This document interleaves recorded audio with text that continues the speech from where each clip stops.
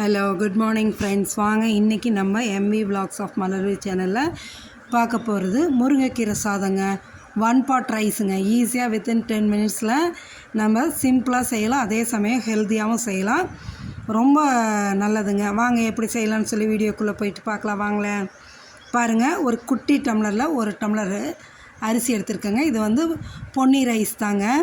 இந்த பொன்னி அரிசியை வந்து இந்த குட்டி டம்ளரில் 1 டம்ளர், இதை வந்து தாராளமாக 2 பேர் சாப்பிட்லாங்க. இதுதான் எடுத்திருக்கேன். இதுக்கு வந்து 2 ஸ்பூனுக்கு வந்து பாசி பருப்பு எடுத்துக்குங்க. அதே 2 ஸ்பூனுக்கு வந்து துவரம்பருப்பு எடுத்துக்குங்க. எடுத்து போட்டுட்டு நல்லா 2-3 தடவை தண்ணி ஊற்றி கழுவிடுங்க. கழுவிட்டு ஒரு 20 நிமிஷம் ஊறட்டும். 20 நிமிஷம், அரை மணி நேரம் ஊறினாலும் பிரச்சனை இல்லை. ஊறுறதுக்குள்ளே நம்ம மற்ற பொருளெல்லாம் ரெடி பண்ணலாங்க. 2 ஸ்பூன் துவரம்பருப்பு, 2 ஸ்பூன் பாசிப்பருப்பு போதுங்க இந்த குட்டி டம்ளருக்கு. நீங்கள் எடுக்கிறது அரிசி அதிகம்னா அதுக்கேற்ற மாதிரி பருப்பே அதிகம் பண்ணிக்கலாங்க. நல்லா தேய்ச்சி கழுவி 2-3 தண்ணி கழுவிட்டு கீழே ஊற்றி திரும்ப நல்லா தண்ணி ஊற்றி ஊற வச்சுருங்க. அது ஒரு அரை மணி நேரம் 20 நிமிஷம் ஊறட்டும். அதுக்குள்ளே நம்ம மற்ற பொருள் என்ன ரெடி பண்ணலான்னா, முருங்கைக்கீரை நல்லா எடுத்து உருவி ஆஞ்சி கழுவி வச்சுருக்கேன் பாருங்கள். முருங்கைக்கீரை நல்லா ஆஞ்சி கழுவி வச்சுட்டேனாங்களா, அது ஒரு பக்கம் இருக்கட்டும். அதுக்கப்புறம் பார்த்திங்கன்னா, பெரிய வெங்காயம் 1 நறுக்கி வச்சுருக்கேன், ஒரு தக்காளி பெருசாக நறுக்கி வச்சுருக்கேன், ஒரு காஞ்ச மிளகாய் கிள்ளி வச்சுருக்கேன், ஒரு பச்சை மிளகாவும் போட்டு வச்சுருக்கேன், பூண்டு பல் ஒரு 10-12 உரித்து வச்சுருக்கேன். இதுதான் இதுக்கு தேவையான பொருளுங்க. பாருங்கள், இப்போ நம்ம ஒரு குக்கர் வச்சுட்டு அதில் ஒரு 4 ஸ்பூன் எண்ணெய் ஊற்றிட்டோங்க. ஊற்றி அதில் வந்து கடுகு, ஜீரகம், வெந்தயம் எல்லாமே போட்டிருக்கேன். 3ம் ஒன்றா தான் போட்டிருக்கேன். அது நல்லா பொரிஞ்சு வரட்டுங்க. நல்லா பொரிஞ்சு வந்ததுக்கப்புறமா நறுக்கி வச்சுருக்க வெங்காயத்தை போட்டு வதக்கலாங்க. முருங்கைக்கீரையோட பெனிஃபிட்ஸ் வந்து நிறையா இருக்குங்க. இதில் வந்து விட்டமின்ஸும் மினரல்ஸும் அதிகமாக இருக்குங்க. பாருங்கள், இப்போ வந்து நான் வெங்காயமும் பூண்டும் ஒன்றா போட்டுட்டேன். போட்டு இதை அப்படியே லைட்டாக வதக்கி விடுங்க. வதக்கி விட்டுட்டு அதுக்கப்புறமா நம்ம தக்காளி போட்டு வதக்கலாம். இது மிளகாயும் போட்டுக்கலாங்க. காஞ்ச மிளகாயும் நான் பெரிய மிளகாயின்னு 1 எடுத்துகிட்டேன். காஞ்ச மிளகாய் நீங்கள் சின்னதாக இருந்தால் 2 போட்டுக்கலாங்க. ஒரு பச்சை மிளகாய் கீரி போட்டிருக்கேங்க. அதையும் போட்டு வதக்கணுங்க. முருங்கைக்கீரையோட பெனிஃபிட்ஸ் வந்து நிறையா இருக்குங்க. விட்டமின்ஸ் இருக்குது, மினரல்ஸ் இருக்குது. இது வந்து நம்ம டெய்லியும் ஏதாவது ஒரு விதத்தில் நம்ம வாரத்தில் ஒரு 3 நாளாவது முருங்கைக்கீரை சாப்பிடும்போது நம்மளுக்கு நிறைய பெனிஃபிட்ஸ் கிடைக்கும். பாருங்கள், இப்போ நான் மிளகாயும் தக்காளியும் ஒன்றா போட்டு வதக்கி விடுறேங்க. வதங்கட்டும். பார்த்திங்கன்னா, இது வந்து நல்லா நோய் எதிர்ப்பு சக்தி கொடுக்கக்கூடியதுங்க ஒன்று.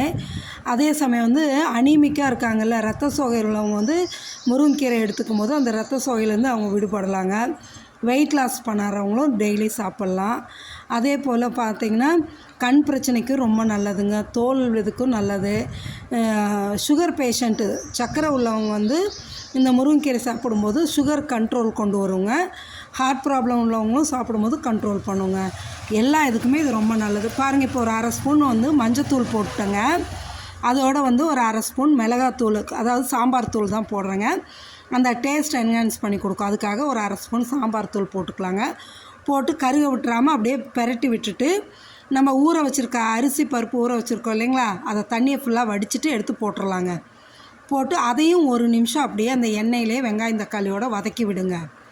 வதக்கி விட்டுட்டு இந்த அரிசி பருப்புக்கு வந்துட்டு 1 டம்ளர் தலை நிறச்சி நம்ம போட்டதுக்கு 4 டம்ளர் தண்ணி ஊற்றுங்க. ஏன்னா நான் பொன்னி அரிசி தான் போட்டிருக்கேன், அதனால் 4 டம்ளர் தண்ணி ஊற்றுங்க. இந்த அளவு கிளறி விட்டுட்டு நான் ஆல்ரெடி அளந்து எடுத்து வச்சுட்டேங்க. அதை அப்படியே ஊற்றிட்டு இந்த சாதத்துக்கு தேவையான அளவு உப்பு போட்டு குக்கரை மூடி விட்டு 4 விசில் 5 விசில் விட்டு எடுக்கலாங்க. அப்போ தான் நல்லா குழைவாக நல்லாயிருக்கும். இந்த முருங்கைக்கீரை சாதத்துக்கு வந்து சாதம் கொஞ்சம் குழைவாக இருந்தால் தான் நல்லாயிருக்கும், டேஸ்ட்டாக இருக்கும் சாப்பிட்றதுக்கே. சரிங்களா? நல்லா கிளறி விட்டு குக்கரை மூடலாங்க.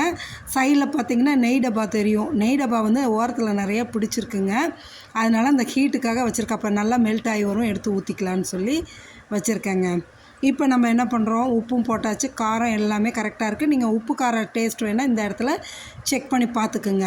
இதோட கொஞ்சம் பெருங்காயத்தூள் போட்டுக்கலாங்க. பருப்பு போடுறோம் இல்லையா, அதனால் கொஞ்சம் பெருங்காயத்தூள் போட்டு கலக்கி விட்டுட்டு உப்பு காரம் டேஸ்ட் பாருங்கள். ஓகேன்னா அதோட விட்டுருங்க, 10 லைனாக போடுங்க. எனக்கு எல்லாமே கரெக்டாக இருக்குது. அதனால் பாருங்கள், அந்த இது நெய் உருக்கி இருக்கேன், அதை எடுத்து இந்தாண்ட வச்சிட்றேன். இப்போ வந்து குக்கரை மூடி போட்டு நல்லா ஒரு 4-5 விசில் விடுங்க. கொஞ்சம் குழைவாகவே இருந்தால் தான் டேஸ்ட்டாகவும் இருக்கும். நல்லா மூடி விட்டுருங்க. 5 விசில் வரட்டுங்க. கீரை வந்து சாம்பார் வச்சு பொரியல் வச்சு சாப்பிடாத குழந்தைங்களுக்கு இப்படி செஞ்சு கொடுங்க. 1 பாட் ரைஸ் நம்மளுக்கு டைமும் சீக்கிரம் ஆகிடுங்க. அதே சமயம் லஞ்ச் பாக்ஸுக்கும் நீங்கள் கொடுத்து அனுப்பலாம், நல்லாயிருக்கும். லஞ்ச் பாக்ஸ்க்கு எடுத்துகிட்டு போனாலும் சாப்பிட்றதுக்கும் நல்லாயிருக்குங்க. இப்போ நம்ம 5 விசில் விட்டு ஸ்டீமு ப்ரெஷர்லாம் ரிலீஸ் ஆகிடுச்சுங்க. ரிலீஸ் ஆனதுக்கப்புறம் நம்ம இப்போ குக்கர் ஓப்பன் பண்ணி பார்த்தா பாருங்கள் எந்த அளவு வெந்திருக்கு. அடி பிடிக்க கிடையாது, இந்த அளவு வந்துச்சு. இப்போ லைட்டாக அந்த கரண்டி வச்சு அப்படியே மசிச்சு விடுங்க. மசித்த மாரி லேசாக அமுத்தி விட்டுட்டு இப்போ இந்த ஸ்டேஜில் அந்த சூட்லேயே என்ன பண்ணுறோம், கழுவி வச்சுருக்க கீரை இருக்குது இல்லைங்களா, அந்த கீரை எடுத்து இந்த சாதத்தில் போட்டுருங்க. போட்டு அப்படியே கிளறி விடுங்க. நல்லா சாதமும் கீரையும் ஒன்றா வரணும், அந்த அளவு கிளறி விடுங்க. கீரை வந்து இது கம்மியாக போட்டால் போதுங்க. எனக்கு இந்த சாதம் பிடிக்கும், அதனால் நான் கீரை நிறையாவே போட்டிருக்கேங்க. எனக்கு ரொம்ப பிடிக்கும் இந்த முருங்கைக்கீரை சாதம், நிறையா சாப்பிடுவேன். அதனாலேயே நான் கீரை நிறையா போட்டிருக்கேன். நீங்கள் வேணால் கீரையை கொஞ்சம் குறைச்சிக்கலாங்க, நான் நிறையா போட்டிருக்கேன். சரிங்களா? நீங்கள் நல்லா கிளறி விடுங்க.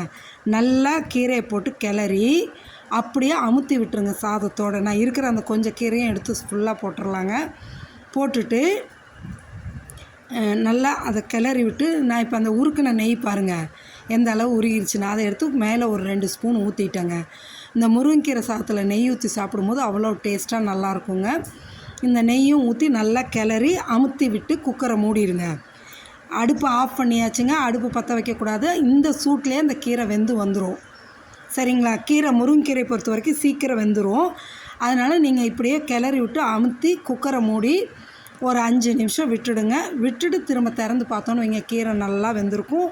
சாப்பிட்றதுக்கும் அவ்வளோ டேஸ்ட்டாக இருக்குங்க. இப்போ பாருங்கள் ஈவனாக அமுத்தி விட்டாச்சா, மூடி வச்சுருங்க. தீயெல்லாம் எரியாது, வேண்டியதில்லை. இந்த சூட்லேயே முருங்கைக்கீரை வெந்துடும். இப்போ திறந்து பாருங்கள் எந்த அளவு வெந்திருக்குன்ட்டு. சூப்பரான முருங்கைக்கீரை சாதம். சிம்பிளாக 1 பாட் ரைஸ் தான், ஆனால் அவ்வளோ ஹெல்த்திங்க. இதுக்கு சைட் டிஷ்ஷே தேவையில்லை, அப்படியே சாப்பிட்லாம். ஆனால் எனக்கு வந்து நான் ஊறுகாய் வச்சு தான் சாப்பிடுவேங்க. முருங்கைக்கீரை சாம்பாராக இருந்தாலும் சரி, முருங்கைக்கீரை சாதமாக இருந்தாலும் சரி, நான் ஊறுகாய் வச்சு தான் சாப்பிடுவேன். அதை பாருங்கள் எலுமிச்சங்காய் ஊறுகாய் எடுத்து வச்சுருக்கேன். நீங்கள் ஒரு வறுவலோ அப்பளமோ வச்சு சாப்பிடுங்க, டேஸ்ட்டாக இருக்கும். Okay, thanks friends. நம்ம சேனல் சப்ஸ்கிரைப் பண்ணுங்கள்.